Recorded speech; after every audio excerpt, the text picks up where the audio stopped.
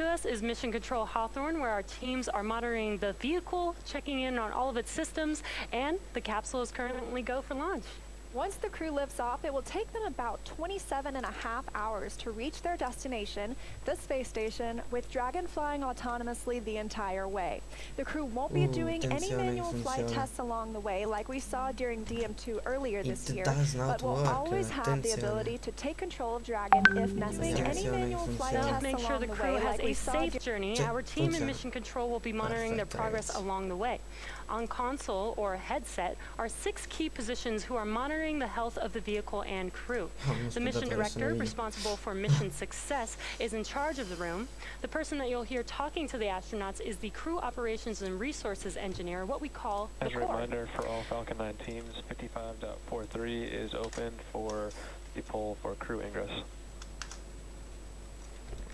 The other positions are focused on things like navigation and control of the vehicle, avionics software, propulsion, life support systems, and communications with ground segments. NASA has its own team members in Mission Control Houston, where they've been preparing the space station for Crew Dragon's arrival. We'll meet several of the key players later when we check in with Mission Control. For now, though, let's go to John Innsbrucker for an operational update on the launch countdown. John? Hello from SpaceX headquarters in Hawthorne, California. As Leah said, I'm John Innsbrucker, Falcon Principal Integration Engineer. We're just over 4 hours to launch. The major event getting to this point was static fire of the Falcon 9. That was done 5 days ago. The Falcon 9, with the Dragon capsule on top, has remained vertical on pad 39A, you can see on your screens. We've been vertical since the static fire. Now when we static fired the Falcon 9, we used the same countdown procedures we're using today. However, the engines were fired for only 7 seconds, and we obviously didn't allow the flight computer to command missile liftoff. Now following direi che potremmo far così. Dovreste ancora sentirmi. Cattura l'audio in uscita. is carrying some supplies. We loaded the time-sensitive items, what we call the late load cargo, onto Dragon late Saturday. Now, right now at pad 39A, Falcon 9 and Dragon are both powered on. The Falcon 9 launch team will perform final checks starting at T-minus 2 hours. The Dragon team has recently been pressurizing the propulsion system, and they are waiting for arrival of the crew later today. The astronauts did receive a weather briefing at T-minus 4 hours and 20 minutes. Conditions continue to be go at pad 39A.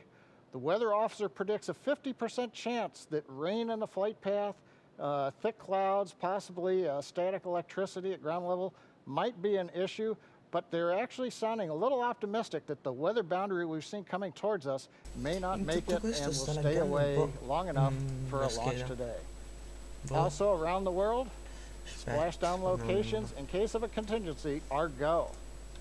Now, in the event of an off-nominal scenario, such as an abort, SpaceX and NASA are coordinating with the U.S. Coast Guard to ensure crew safety upon splashdown. This includes extra ships and air assets to patrol the 10 nautical mile keep-out zone. This is to help mitigate safety concerns for any boaters approaching the landing area. Now, as usual for Dragon flights, we have an instantaneous launch window. That means we can't move the launch time. We have to go right on the planned minute and second. So if we need to delay, there is a backup launch opportunity on Wednesday, a little under 3 days from now. Now with everything go at pad 39A, let's head over to Houston, where Shaniqua Vereen is standing by. Welcome to the International Space Station Flight Control Room in Houston, Texas at NASA's Johnson Space Center. I'm Shaniqua Vereen. Mission Control Houston is essentially the nerve center for operating the International Space Station, working in tandem with our partner agencies and providers around the globe. Together, we've ensured that station is ready to welcome Crew-1. Leading the team inside the room right now is Flight Director Anthony Varia. There's a noticeably smaller team to see in the room There's a noticeably smaller group in the room right now because their crew is currently asleep. Tomorrow, we'll see a larger group for docking.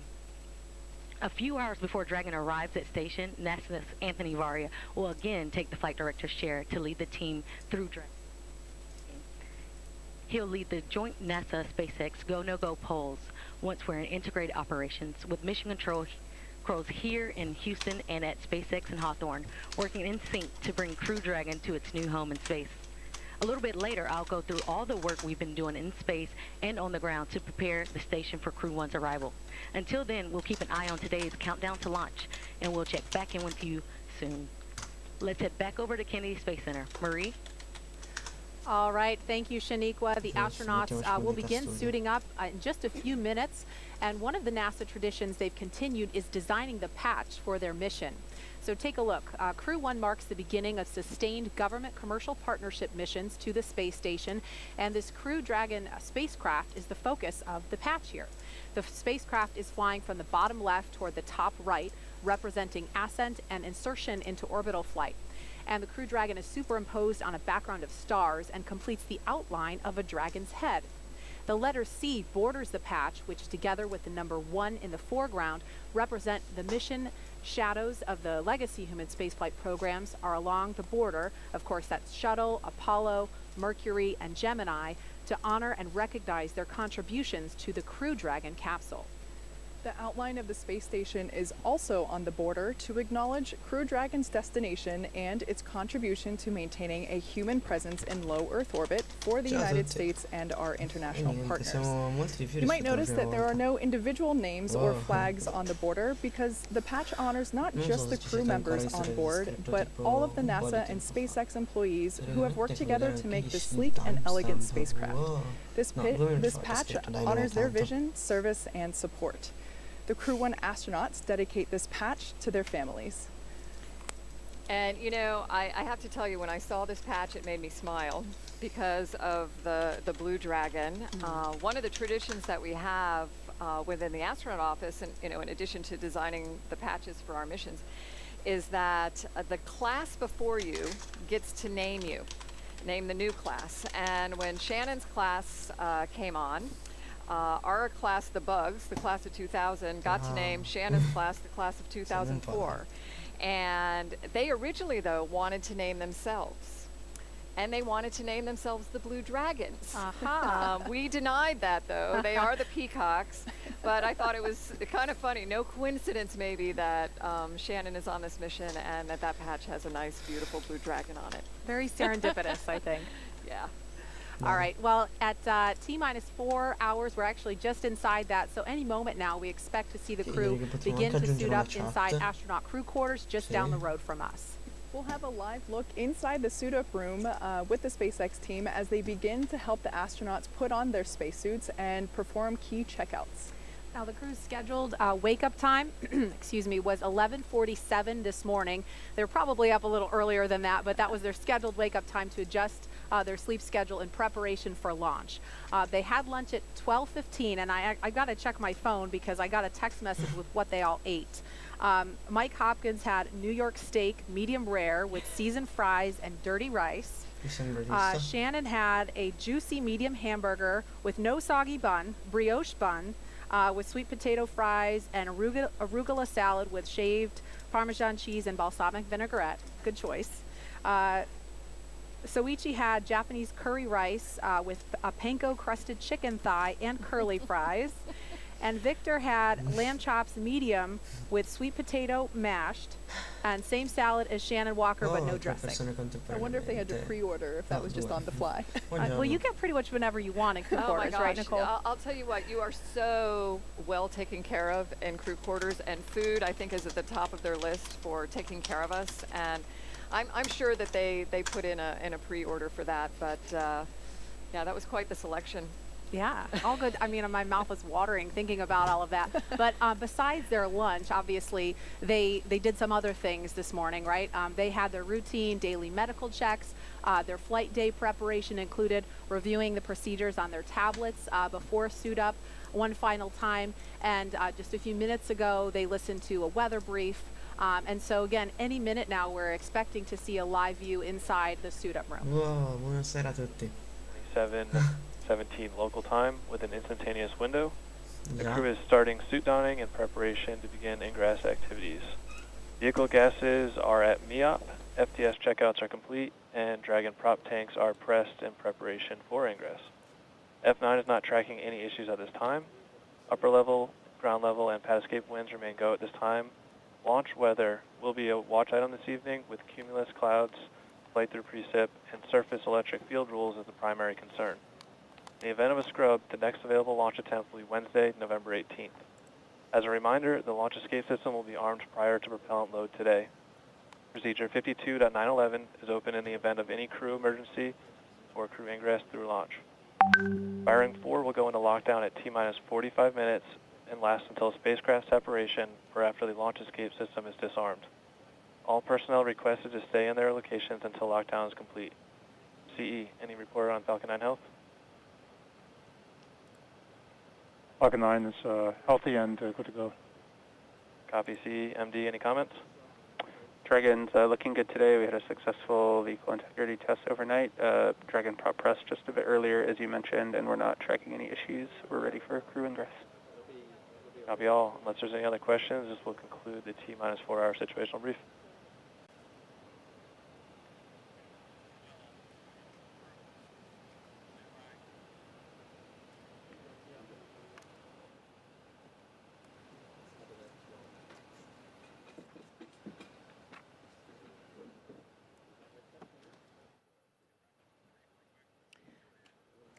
Okay, so we're expecting to go to have a live view inside the suit-up room momentarily. You just heard a live brief. It sounds like there's no issues with Falcon 9. The primary concern at this point is weather. That's a watch item around the launch pad. The downrange weather actually looks pretty good, so we're just going to keep an eye on the weather around the pad. And here's our first live look inside the suit-up room. Wow, it is so exciting to see this, isn't it? All 4 of them. Yeah, it's just, okay, so there's a look at Commander, that looks like Mike Hopkins. So Kate, walk us through what are they doing in these seats, and obviously they're getting some checkouts, making sure the fit is good. Walk us through what is happening, the mechanics of what's going on in the room. Yeah, so each astronaut has an assigned crew team member to make sure they're part of our suit-up team. And that suit-up lead or assigned crew member is essentially responsible for communicating any feedback, making sure that we're getting thumbs up, verbal goes, that everything is fitting well and is comfortable. So these suit techs, like I said, they're all assigned to each astronaut, and it's to make sure that each astronaut is undergoing the same defined, basically checkout list to make sure that we can proceed into the next steps. And they're also doing stuff, this would have happened before the suits came on, but those the suit-up technicians were also doing maybe things that we might consider smaller in detail, but they were also checking to make sure that the astronauts weren't wearing any uncleared personal items, so making sure that they didn't have any jewelry, rings, earrings. The only thing that they're really allowed to wear is the NASA-provided watch, if they choose to wear one. So making sure that those smaller things are off before the suit gets put on. Okay, and we can see Shannon in the seat now, and tell us about these seats that they're sitting in. Nicole, they're not like the recliners that you sat in during shuttle, no. But there's a special reason for these chairs. Yeah, so these chairs, these are basically GSE or ground support equipment chairs that are pretty identical to the chairs that they will be sitting in inside of the capsule. So the reason that we're suiting them up here and doing these checkouts is to make sure that the umbilicals, the things that are in the suit that connect directly to the seat, they communicate, they allow the astronauts to communicate, and they also provide environmental systems. So to make sure that our friends are nice and comfortable during their ride, we are pumping cool air through the suit. So they're basically sitting in these chairs that are duplications of the chairs inside of the capsule to make sure that all of those umbilicals will get hooked up properly. Now, those recliners that Nicole is so fond of, they are in the room. I promise they're still there. You might even be able to see them in the background in some of these shots. But essentially, these chairs allow us to make the essential checkouts prior to exiting the ONC. And Nicole, this must bring back a lot of fond memories for you. You did this twice before. Yeah, it really does. And I don't know, I'm kind of living vicariously, feeling some level of excitement that they might be at this point. It's just really nice to see all 4 of them in there, snug in their seats and getting ready to go launch in space today. Absolutely. And this first long-duration crew to fly on a commercial spacecraft has a diverse collection of experiences they bring to this mission today. Crew Dragon Commander Mike Hopkins was born in Lebanon, Missouri, but grew up outside Richland, Missouri. He was selected as an astronaut by NASA in 2009. Hopkins is a colonel in the United States Air Force and holds degrees in aerospace engineering. He flew on the Russian Soyuz to the ISS as a member of the Expedition 3738 crew, logging 166 days in space. And Hopkins performed 2 spacewalks totaling almost 13 hours to change out a degraded pump module on the space station. His military experience includes testing C-17 and C-130 aircraft. Pilot Victor Glover is a native of Pomona, California. He was selected as an astronaut by NASA in 2013. Glover is a commander in the United States Navy and holds degrees in general engineering, flight test engineering, systems engineering, and military operational art and science. While this will be Glover's first space flight, he has extensive military test flight experience. He was a test pilot for the FA-18 Hornet, the Super Hornet, and the EA-18G Growler. He's accumulated 3,000 flight hours in more than 40 aircraft, over 400 carrier-arrested landings, and 24 combat missions. And mission specialist Shannon Walker is from Houston, Texas. She was selected as an astronaut by NASA in 2004. She is a doctor of philosophy in space physics. Walker flew on the Russian Soyuz as a flight engineer for expeditions 24-25 on board the ISS in space for 163 days. And during that mission, she was the robotics operator supporting 3 contingency spacewalks. The advanced team has arrived at the crew arm on schedule. To remove and replace a failed pump module on the space station, Shannon is also one of only a few dozen people to be both an astronaut and an aquanaut, having spent 13 days underwater during NASA's Extreme Environments Mission Operations 15, aptly called NEMO 15. And during the mission, she lived inside the world's only underwater research station, Aquarius, which sits 60 feet beneath the ocean surface and just down the road off the coast of Key Largo. And having been blessed with this experience myself, I can attest that the NEMO missions are absolutely the best analog to living and working in space. Mission specialist Soichi Noguchi is from Yokohama, Kanagawa, Japan. He was selected as an astronaut by Japan in 1996. He has degrees in aeronautical engineering and is a doctor of philosophy in advanced interdisciplinary studies. Noguchi has logged a total of 177 days in space, having flown on STS-114 on the Space Shuttle Discovery and on the Russian Soyuz as a member of the Expedition 22-23 crew. While on STS-114, he became the first Japanese astronaut to perform spacewalks on the International Space Station, completing 3 of those spacewalks, totaling 20 hours. Each of these 4 crew members will serve as flight engineers for Expedition 64 once they arrive at the International Space Station. And we will continue to give you a close look at each of them as we continue to approach our T0 time. You know, it's interesting, I think, as we introduce the crew members, kind of all these little small world brings it back kind of connections. And yes, Soichi was on STS-114, which was a return to flight, first shuttle flight after Columbia. And one of his crewmates on STS-114 is Shannon's husband, Andy Thomas, who is also an astronaut. It's a small world. Yeah. For sure. Yeah. And, we heard a lot about their individual experiences. Nicole, how important is it to have a group of astronauts on a mission together that do have who have been through so many different things? And of course, this will be Victor's first space flight. Yeah. I mean, what's your perspective on that?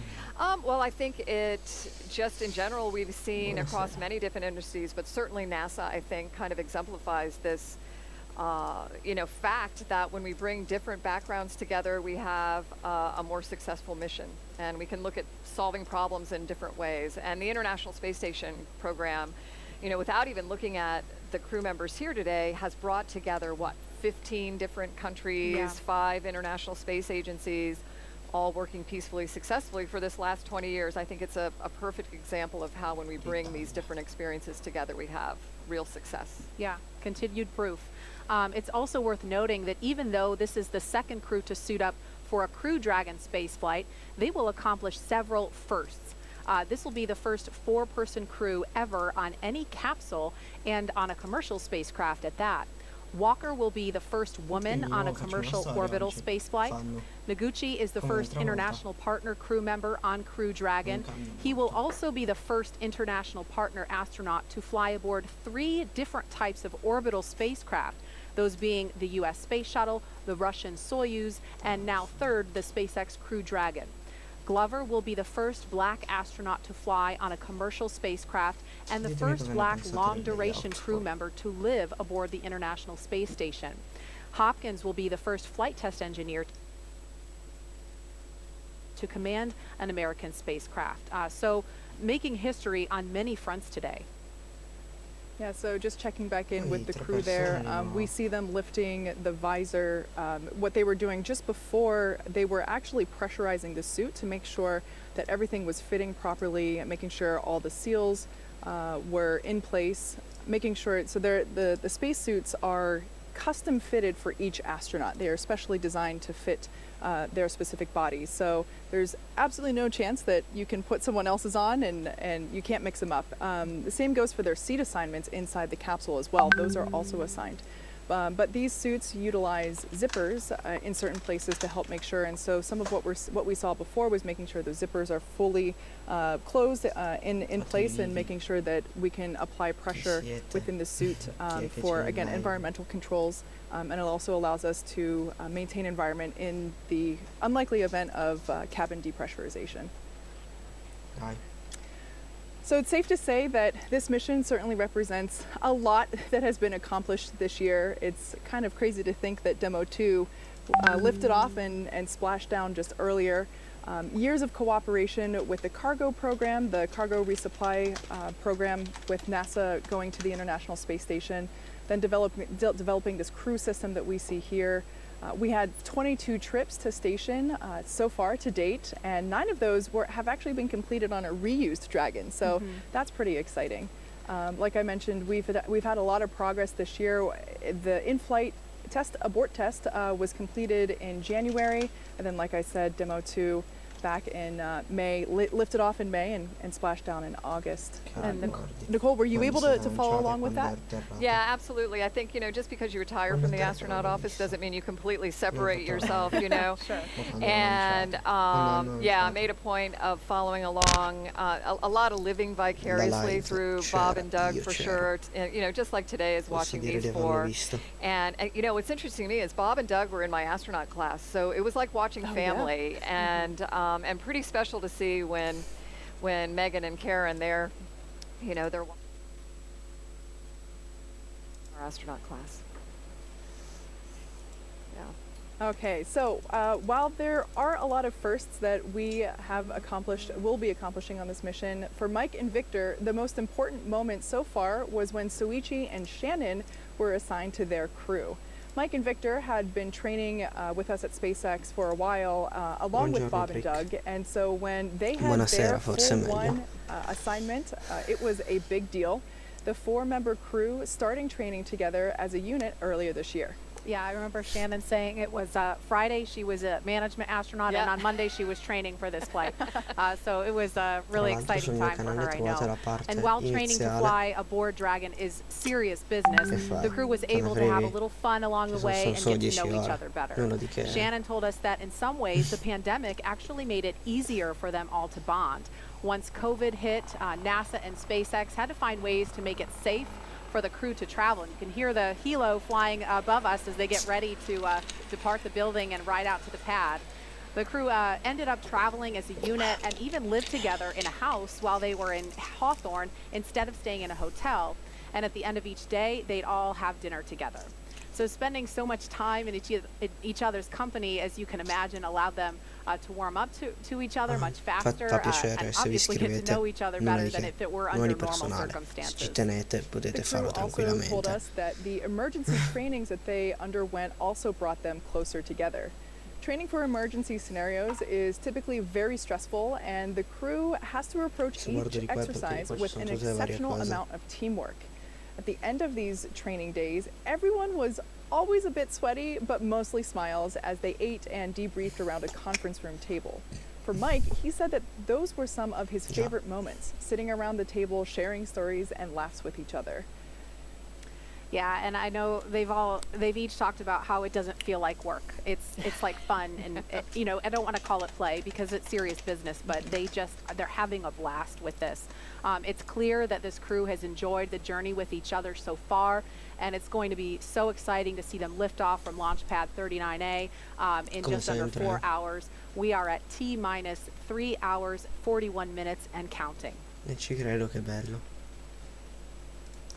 And Nicole, as you see the four of them there, it looks like they're nearing the end of the suit-up process, not ready to leave the room quite yet, but what's their headspace like right now? Well, I think it's probably, you know, a little bit of a balance between, holy moly, I'm really here about to, you know, walk to the launch pad to go to space today, and then thinking about what they... Are complete on schedule. Però purtroppo era così. Opzioni. And then thinking about what they, you know, need to do as they get strapped into the spacecraft. But, you know, Victor, with his first flight, I imagine, you know, there's a little bit of a hypersensitivity too. You know, you come into this room. This is a historic room itself, the suit-up room. There's like an aura. There's this awe about it, and you know, I imagine he's, you know, trying to take everything he possibly can in, and you know, to remember it. He'll be thankful for the pictures and videos, like we all are. Oh, for sure. But yeah, and the people that they're there with, you know, like Kate mentioned, this suit-up team. You get to know these people. I mean, they're along with you for, you know, for the journey in general, you know, training, and then all the way out to the pad. And so you feel like you're there with family as well, and you want them to feel like they're part of the experience, the excitement that you're having too about it. Sure. Thanks, Nicole. Well, we've got about 15 minutes approximately until the crew leaves this suit-up room. So let's check in with John Innsbrucker for another operation update. John? Thanks, Marie. We're coming up on T-minus 3 hours and 40 minutes, and all continues to go well for tonight's launch as we wait for the crew to walk out of the building. Now, the area around pad 39A was cleared of personnel at T-minus 8 hours. The only people remaining on the pad right now are the ones needed for ingress of the astronauts. Whoa. And we'll be covering crew arrival at the pad and entry into the spacecraft. Now, on the launch pad, as you can see, Falcon 9 is powered on. Engine and stage checkouts were performed several hours ago. We're currently monitoring telemetry and pressurizing gas storage vessels.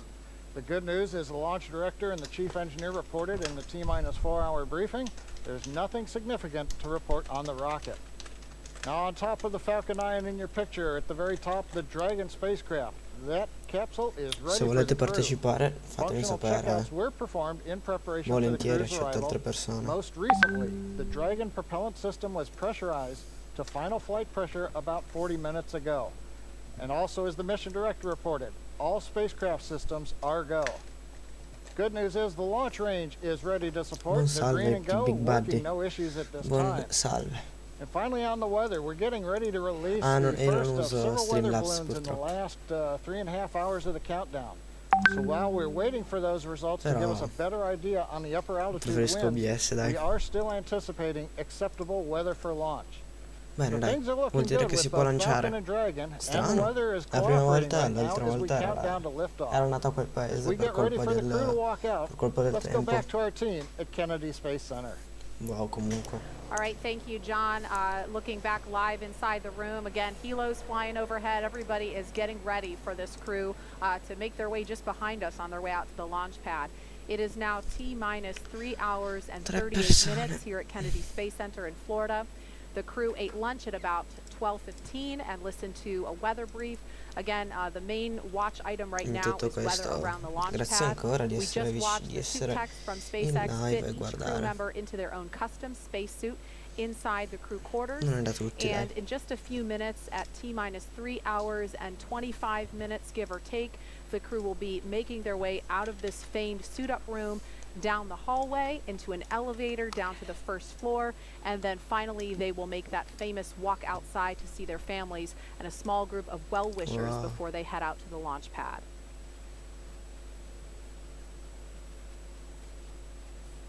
And there are 3 Teslas waiting to drive the crew out to Launch Complex 39A.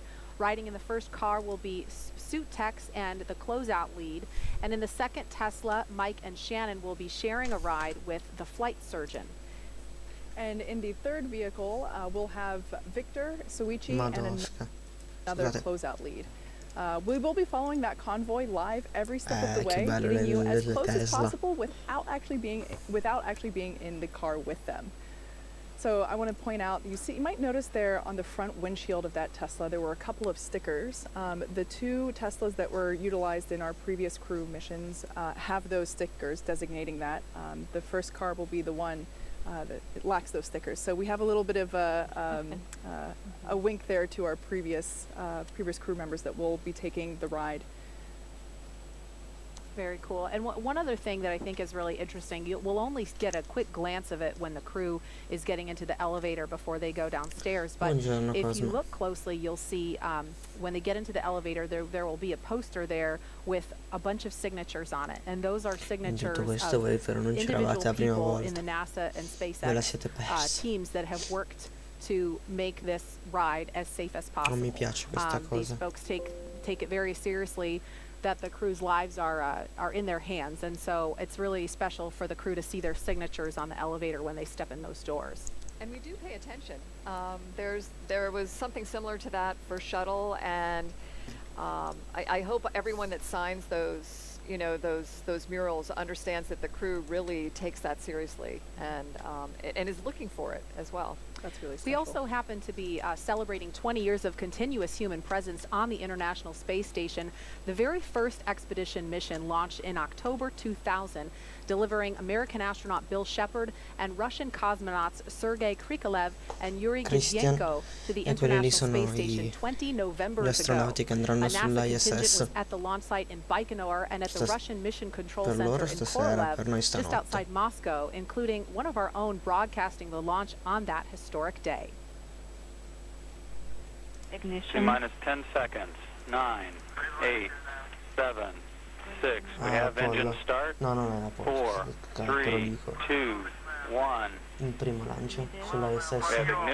We have ignition and liftoff. Che figo. Liftoff of the Soyuz rocket, beginning the first expedition to the International Space Station and setting the stage for permanent human presence in space. We want to introduce you now to Kyle Herring, the NASA Public Affairs Officer whose voice you just heard. Kyle, there you are. You called the launch that day. It was October 31st, 2000. And I know you've been involved in human spaceflight and missions way before that and ever since. Now as we're about to launch long-duration human missions to the space station from U.S. soil on a commercial spacecraft this time, what do you remember about the day it all began? 20 years ago. It's hard to believe, actually. I remember almost everything about that day. And then again, it was almost in real time, like a blur. It was such a huge team that put that launch, not only the broadcast, but obviously the mission together. I was tied to Houston with just a phone line, and that broadcast still serves as kind of the template that we use for Soyuz crewed launches to this day. I was tucked behind the Russian Mission Control Center, the floor where the Russian flight control team that monitors the International Space Station, the Russian segment. I was adjacent to a NASA support team called the Houston Support Group, which is a team of NASA Houston flight controllers with a flight director at the helm of that team as well. Above us was a balcony that overlooked that flight control room floor, and I remember that the adrenaline kind of built as the hour passed by for the broadcast, but everybody's kind of doing a job, and it was a pretty amazing day. And after liftoff, there's really no script at that point. You just follow the milestones. And Kyle, how does the accomplishment of Expedition 1 compare to what we're watching right now? It's similar and different at the same time. Expedition 1 was the Pathfinder increment. Even before launch, there was years of work that was done to ensure that they would have a safe and home work environment, if you will, on the station in which to live and operate. After 136 days on the station, Expedition 1 handed to Expedition 2, which had arrived via a space shuttle flight, and that kind of established the template for all of the crew rotations and the augmentations that we've done for ISS increments, and it's been pretty much seamless ever since. And you know, by the way, the assembly continued around those folks while they continuously worked and lived on board the station at the same time. And Kyle, I just want to acknowledge we have NASA Administrator Jim Bridenstine and SpaceX leadership Gwen Shotwell in the room now to greet the crew, of course, from a safe distance and with their masks on as the crew prepares for walkout. But last question for you. You've been involved in commercial crew since the beginning of the program, and I know you also know these astronauts well. What's it like seeing them suit up, knowing that they will continue to carry the torch that was lit 20 years ago? Yeah, these four astronauts are very familiar to me. I've been at the Johnson Space Center with NASA for more than 33 years now. It's really rewarding to see their training and their hard work come to fruition. Everything that they have trained for makes today probably seem like another training day to them. I know that their adrenaline and their excitement builds the closer they get to the reality of heading out to that launch pad in just a short while. You know, the commercial crew program was established for this moment. This flight puts the human aspect of the commercial spaceflight industry on display continuously, you know, for the next 6 months while they're up there and even after that.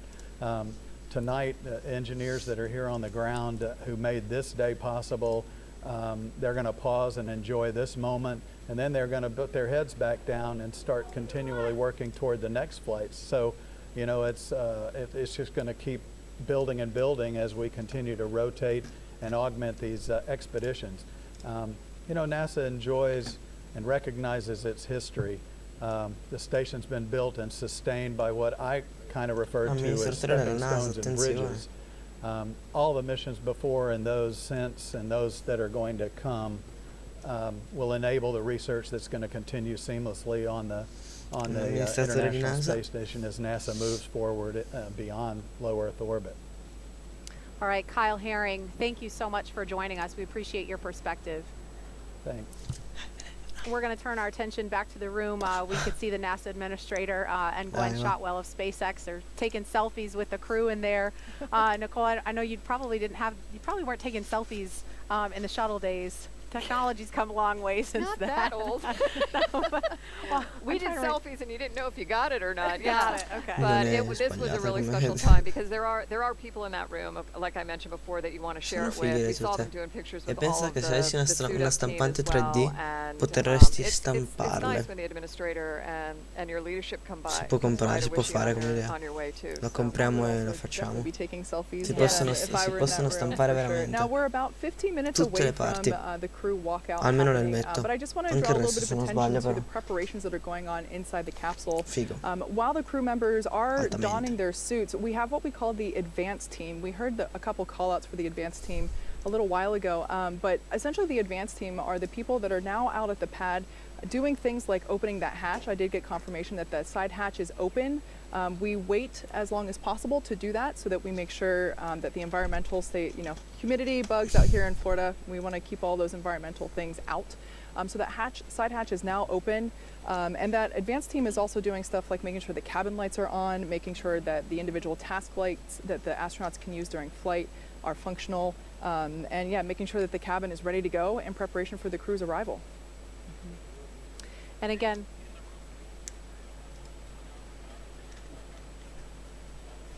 so like I mentioned, yeah, there's a shot of Falcon 9 live from the pad at 39A now. Like I said, that side hatch is open. The advanced team is making the final preparations inside the cabin, getting ready for dove la trovi la the stampante crew 3D? Te lo to chiedo begin perché their a questo journey punto te ne off the faccio pad. fare anche una a me. and launch weather Voglio dire, today is non è 50% una go. brutta idea. That was the weather Tanto at domani last arrivano check. It's actually looking really good sull'ISS. downrange, so things look a little iffy around the pad as we get closer to T0 of 727 this evening. But if we can make it past the immediate area, it looks very good for abort conditions. And I heard earlier that the forecast for Wednesday, which is obviously the backup day, if we don't make it today, the weather in the immediate area looks really good, but the downrange weather is problematic. So we had 50-50 odds, I think, on Demo 2 launch day. So hopefully the odds will tip in our favor at just the right moment, because this is an instantaneous launch window. I just received the most recent weather briefing a few minutes ago, and we're still at 50-50, so not better, but not worse. Okay. And again, it should be just a couple of minutes before the crew departs that room, and I think we're going to get another look inside there.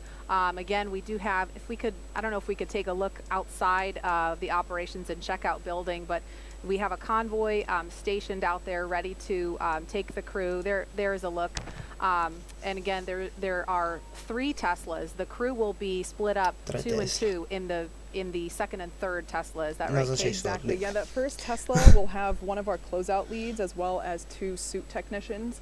So we ensure that the whole suit-up crew also transports out to the pad along with our astronauts.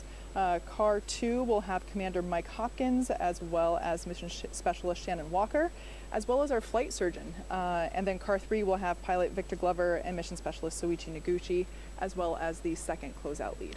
So yeah, quite the cohort that'll be making the ride out to the pad.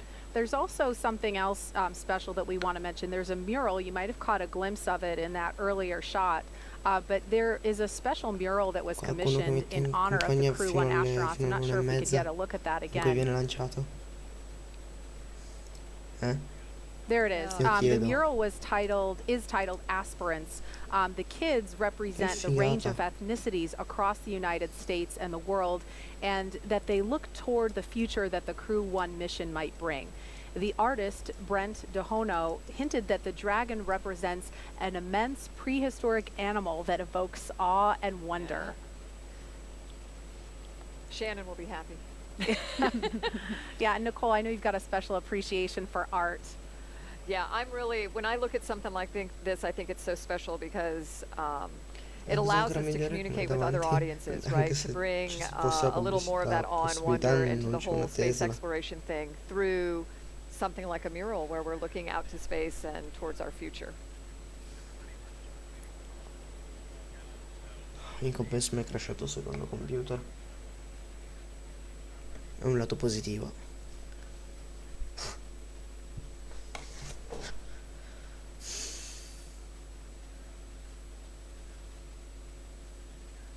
Vediamo se riusciamo a metterlo a posto. Okay, so again, we're standing by outside the Neil Armstrong Operations and Checkout Building. Crew donning their suits is complete. They should be making their way out of the room momentarily. They probably just a few moments ago finished up playing the mysterious card game. Nicole knows about this. Yeah, another one of these traditions, and yeah, the commander has to beat the chief of the astronaut office in a game of 21 before you can leave the room. So maybe that's what's holding them up. And we've got our resident social media guru here, Tahira Allen. Tahira, as we're waiting for the crew to walk out, what are folks talking about online? Thanks, Marie. So before I get into the conversation, I want to note there are already over 200,000 people tuning into this show right now across all of our social platforms. And I've been monitoring the conversation all week, looking at our hashtag #LaunchAmerica, and that alone is up to 38,000 mentions. And here they come, walking down the hall. Perché ci sono altri 2 messaggi? Quite peppy there. So cool. They're looking for people. They're looking for the people that have helped them all along the way too, and want to make eye contact. Ah no, aspetta, ci sono, semplicemente che è tagliato male. Attenzione. In basso. Ah no. Va bene. And behind them is the banner that I talked about. That you couldn't really see it that well, but that banner behind them in the elevator holds the signatures of many of the team members who worked so hard to make sure that this spacecraft and rocket is as safe as possible for this crew. Okay, so we're just moments away from seeing the first multinational Crew Dragon crew exit the operations and checkout building outside here.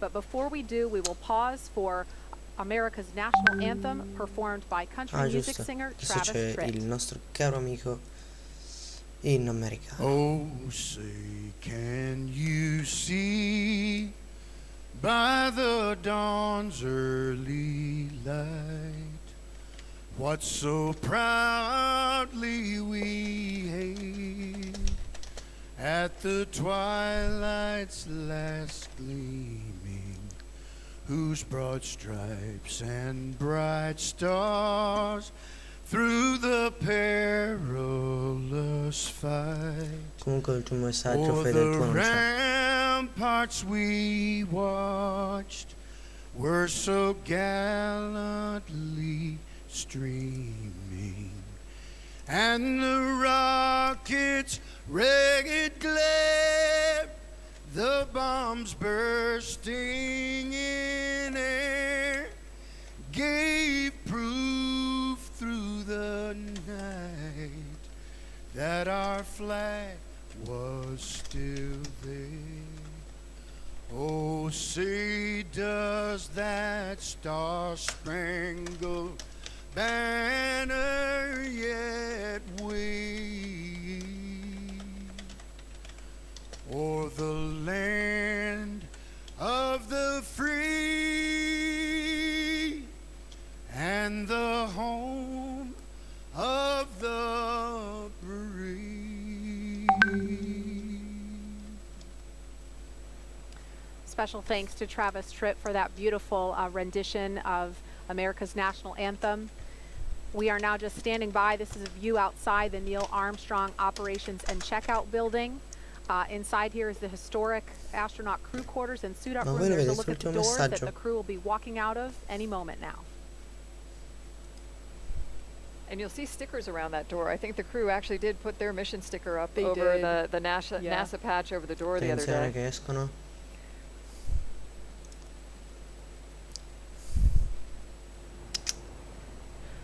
In 3,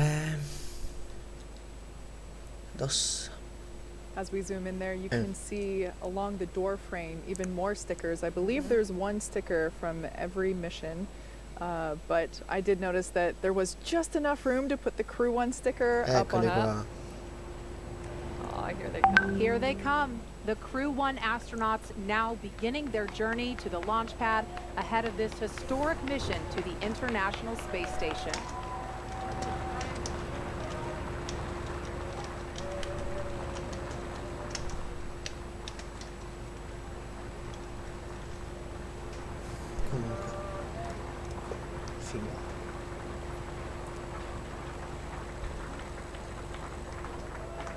Outside the ONC building, we have friends and family gathered there for final goodbyes prior to liftoff with our astronauts. Final goodbyes. And that's a very different thing to the shuttle days. The last time we saw our families would have been at what we call the wave across the ditch, you know, the day before launch. And typically for shuttle launches, you would have employees and, you know, people that would come out to wish us well. I think it's a very special thing that the crew's families get that up close and personal right before they get into the crew transport vehicles to the pad. You notice everyone keeping as a safe distance here, but that distance would be enforced regardless of whether COVID-19 was a factor in what's going on. That would, you know, that distance is maintained regardless. Like I mentioned before, there are 3 Teslas that will be taking our crew out. In the first car, we will have a closeout lead as well as a couple of suit technicians. The second car will be Mike Hopkins and Shannon Walker, as well as our flight surgeon. And then the last car, we will have Victor Glover and Soichi Noguchi, as well as one of our other closeout leads. So like I mentioned before, the suits are assigned, the seats in the capsule are assigned, as well as the seats in the Teslas. There's no fire drills happening here today.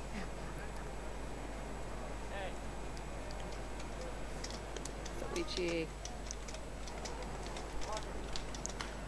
can hear just some ambient conversations between the crew and their immediate families. Adios.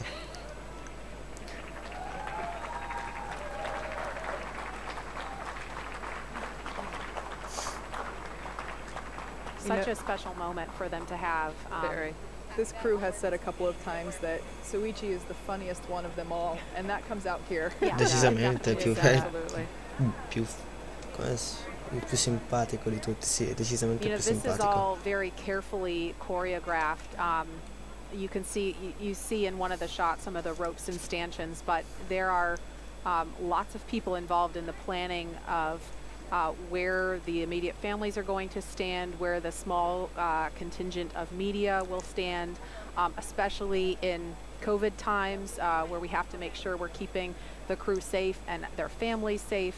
They were able to have a little extra time with their families yesterday because we moved off of yesterday as the launch day, so they had a little extra downtime that I imagine was nice for them.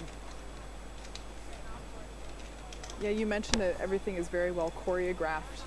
You know, while this is the first time that we're seeing the crew make this journey to the pad on, you know, the day of, fingers crossed we don't have a scrub. They have performed this a number of times, including a dry dress earlier this week. But everything that this crew does is rehearsed many, many times, whether it's putting the suits on or taking them off, or even the operations and activities that they have going on during the mission. Everything is rehearsed and practiced. I can tell you though, on the real day, feels a little different. I have no doubt.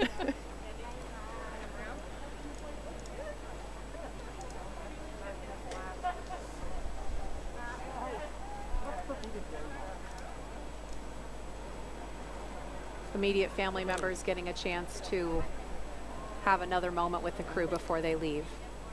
And then you'll see some of the folks there in the blue flight suits. Those are astronauts from the astronaut office active that are working as crew support astronauts for the families and the crew members.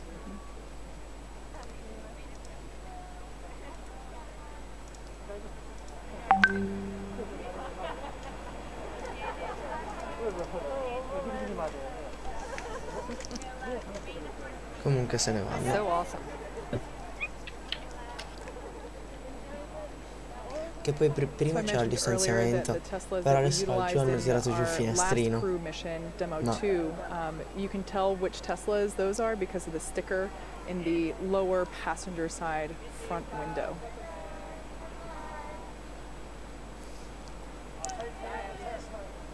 I can't get a good read at the license plate this time, but I remember for demo 2 they said ISS bound. Yeah, that's good. I think another one might say later Earth.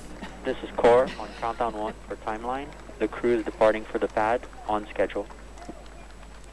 All right, so we just heard the call out from the Corps that the crew is departing for the pad, and they are right on schedule. Again, they are leaving the Neil Armstrong Operations and Checkout Building, now beginning a 20-minute ride, 20 minutes or so across NASA's Kennedy Space Center. They're going to drive right behind where we're sitting. We can't wait for that. And out to Launch Pad 39A. Now, there are scores of people around the world watching and cheering on these 4 souls, including many team members who helped get the crew here today. Take a look. Adesso se ne vanno. This is Stephanie Duncan and the Duncan family from the Commercial Crew program at the Johnson Space Center. NASA, SpaceX, Shannon, Victor, Mike, and our Nemo man, Soichi, you're all an inspiration to us adults and kids around the globe. From Texas to you, Godspeed, and let's launch America!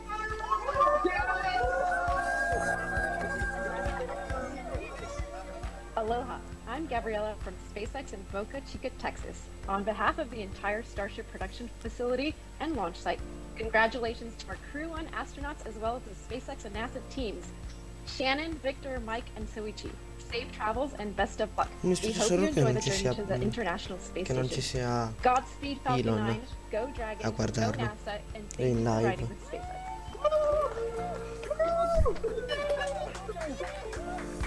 いつも一番難しいミッションが回ってきて挑戦をやめない野口さん、頑張ってください。日本中が応援してます。JAXAフライトディレクターの島村です。日本人初民間有人宇宙船に搭乗ということで、全国民が熱い思いで打ち上げの瞬間を待っています。野口さん、頑張ってください。Toccante questi momenti. Per me. Our commercial crew program team, Mike, Victor, Shannon, and Suichi-san. We're looking forward to your flight. Godspeed, resilience, and go Crew-1!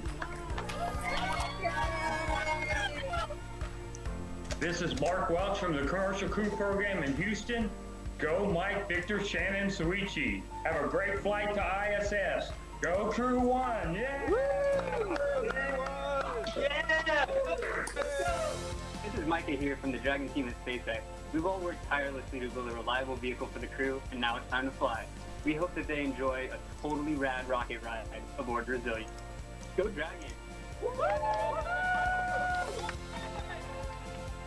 Hey Mike, Shannon, Victor, and Soichi. This is Amber Jacobson from NASA's Space Communications and Navigation Program, better known as SCAN. We're all so excited for your launch, and we'll be working hard down here, making sure you stay connected with Earth. Stay safe, and let's launch America. No. Hi, I'm Non Arden pensare di Robertson fregarmi from così. NASA's Johnson Space Center in Mi Houston, dispiace. Texas. Congratulations on the first commercial crew rotation mission to the International Space Station.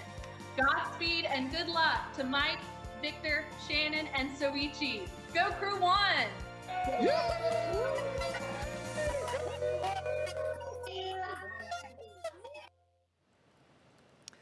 We love hearing from those team members. It was really great to get the JAXA team included in those messages. Again, we are following the convoy out to launch pad 39A. And we understand that the crew has a ride-out playlist. We tried and tried, could not find out what that playlist was, so I think that's top secret. But we had some conversation amongst ourselves about what they might be listening to. My personal pick would be something from Queen. And I told you I'm going to steal that because Yes. we need to have Don't Stop Me Now going right Yes, here. that is the at perfect desk. going to space song.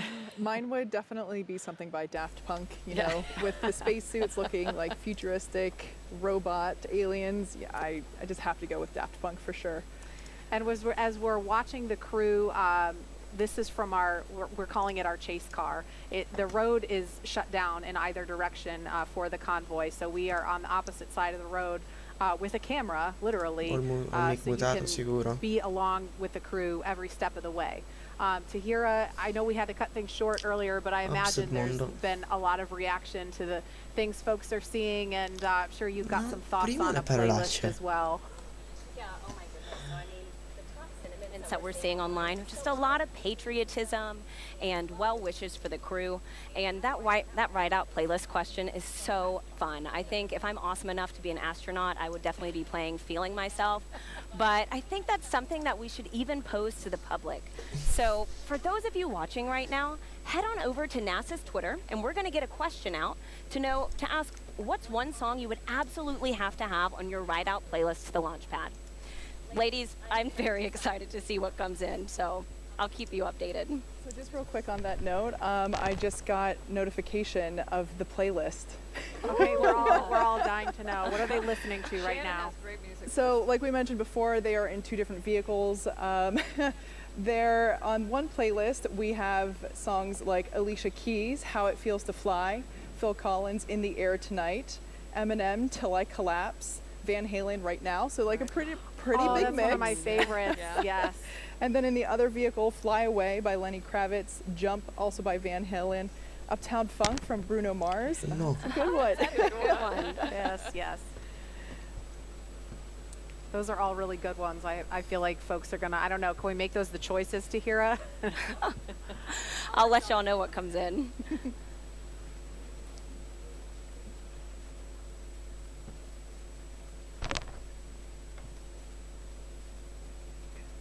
Mi chiami un'altra volta. So Nicole, obviously they're in a pair of Teslas. This is a little different than your ride-out experience. Can you kind of compare, contrast for us?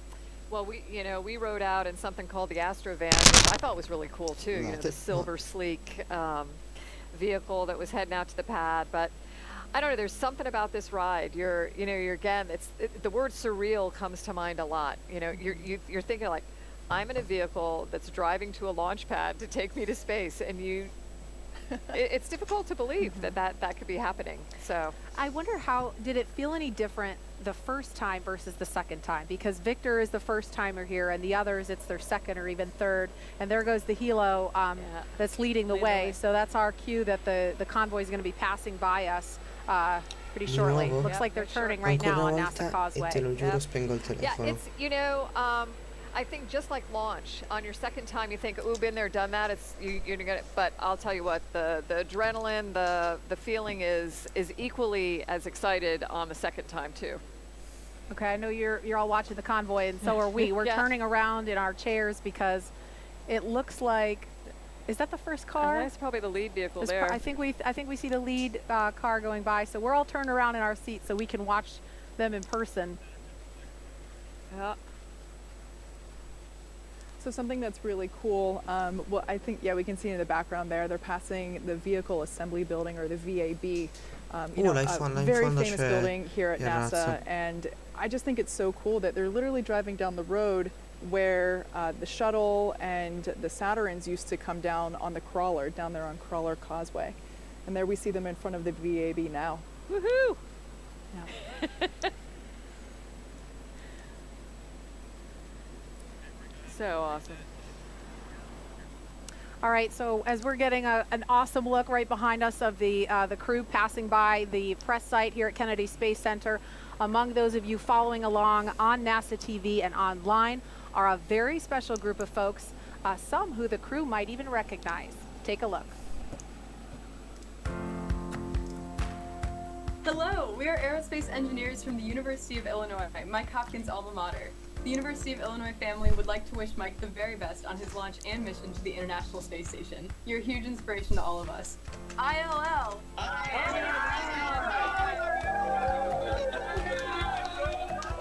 What's up, everyone? My name is Aman Asfa from Cal Poly San Luis Obispo, Victor Glover's alma mater.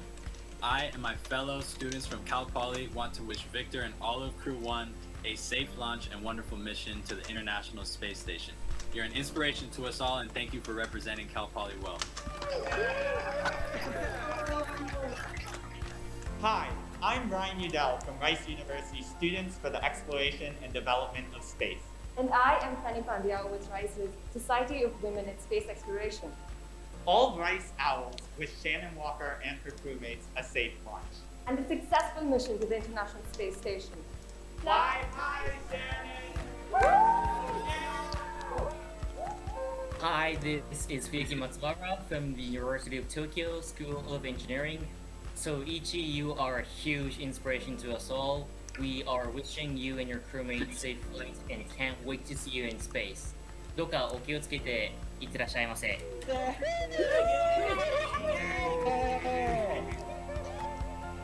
guys, it's me Ryan from Philadelphia, and today I'm gonna say a safe trip. Go NASA, go SpaceX, go Crew-1.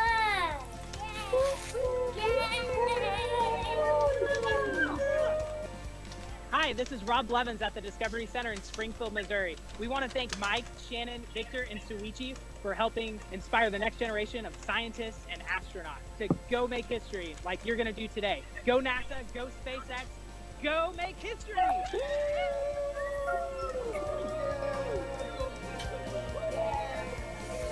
Hi everybody, I'm NASA astronaut Drew Feustel, and I'm here with my fellow astronauts to wish Crew-1 a successful and exciting ride to the International Space Station on the SpaceX Dragon. We're excited to see you launch in space. Congratulations to Mike Hopkins, Victor Glover, Shannon Walker, and Suichi Noguchi on this historic flight. We can't wait to see you in space. Go Crew-1! Yeah! Go Crew-1! All right, the crew is continuing to make their way to launch pad 39A. We're at T-minus 3 hours and 3 minutes. So in about 8 minutes or so, we should hear the announcement of the crew arriving at the pad. Loved hearing those shout outs from those folks. I think that little girl was my favorite. But Nicole, I know the first time you saw that video, you got to see a lot of familiar faces from the astronaut corps. Yeah, it's fun, you know. Like the other words I'll use a lot today are living vicariously. I can tell you every single one of the people in that picture were. It's pretty cool. And now with the eyes of so many around the world watching, the crew is nearing their next milestone. At this point, the convoy is approaching pad 39A and entering what is known as the BDA, or blast danger area. Before any pad technicians, engineers, or astronauts enter this area around the launch pad, the SpaceX and NASA teams have to do internal go, no-go polls to make sure everything is clear and it's safe to approach. This view that we have now, I just love it. This pad